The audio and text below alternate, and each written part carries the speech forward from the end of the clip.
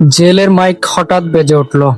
ডাক আসলো, jail gate, Saddam Bagerhat সদর থানা, আপনার জরুরি সাক্ষাৎ আছে, গেটে আসুন। সাদ্দাম গেটে আসলো। গেটের প্রথম দরজা খোলার পরেই দেখলো একটা অ্যাম্বুলেন্স দাঁড়িয়ে আছে।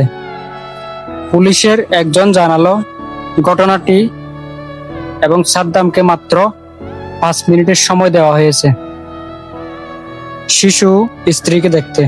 হয়তো কোনো শব্দ করে চিৎকার করার সুযোগটাও পায়নি, কথা বলেনি, শুধু নীরবে চেয়েছিল।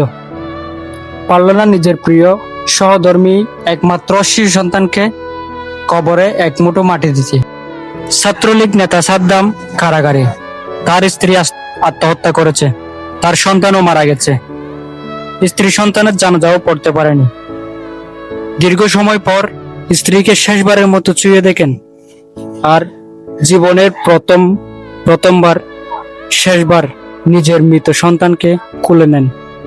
এই দৃশ্য কোনো দলের নয়, কোনো আদর্শের নয়, এটি একটি নিষ্ঠুর বাস্তবতার প্রতিচ্ছবি। রাজনীতির নামে যারা মানুষকে ব্যবহার করে, যারা ক্ষমতা ও স্বার্থের রাজনীতি করছে, তারা আজ নিরাপদে দেশের বাইরে পালিয়ে বিলাসী জীবনযাপন করছে। আর সেই রাজনীতির বোঝা হয়ে বয়ে যেতে হচ্ছে মাঠের কর্মীদের। পরিবার, স্ত্রী, সন্তান নিয়ে চরম মূল্য দিতে হচ্ছে। এই ঘটনা আমাদের সবার জন্য এক গভীর শিক্ষা। রাজনীতি যদি মানুষের জীবন ধ্বংস করে, পরিবার ভেঙে দেয়, সন্তান কেড়ে নেয়, তাহলে সেই রাজনীতিকে প্রশ্ন করতেই হবে। ভবিষ্যতে যেন আর কোনো পরিবার এভাবে স্বার্থ না হারায়। সেজন্য আমাদের সচেতন হতে হবে, ভাবতে হবে আমরা কাদের জন্য লড়ছি আর শেষ পর্যন্ত কারা নিরাপদে থাকে।